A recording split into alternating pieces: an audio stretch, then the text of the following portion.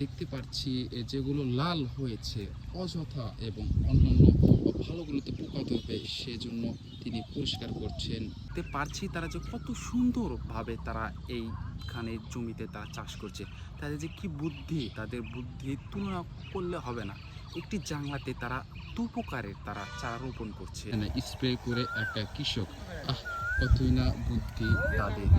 একটি জমিতে তারা ফসল চাষ করছেন দুটি, একটি করলা, অপরদিকে আমরা বলে থাকি বিলেতি। দু প্রকারের তারা চারা রোপণ করছে এই প্রথমটিতে।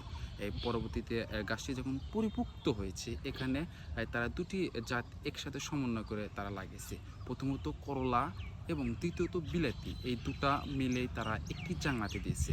আমরা দেখতে পেলাম কিছুক্ষণ পূর্বে কত সুন্দর না বিলাতি, মস্ত বড় বিলাতি ইতিমধ্যেই সেখানে ধীরে ধীরে বড় আকৃতি ধারণ করছে। তাদের যে বুদ্ধি অতুলনীয়, কেননা একটি জাংলা থেকে তারা দু প্রকারের ফসল পাবে। প্রথমত করলা, এটি বাংলাদেশে প্রচুর পরিমাণের চাহিদা, বর্তমানে এটি বাংলাদেশে প্রচুর চাহিদা করলা, কেননা এটি আমরা বলতে পারি এটির যে গুণগত সুস্বাদু মান হয়ে থাকে।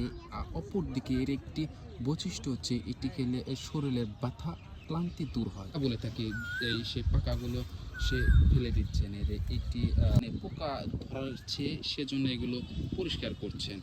আমরা দেখতে পাচ্ছি যেগুলো লাল হয়েছে অযথা এবং অন্যান্য ভালোগুলোতে পোকা ধরবে সেজন্য তিনি পরিষ্কার করছেন এই লালগুলো যা পোকা ধরেছে।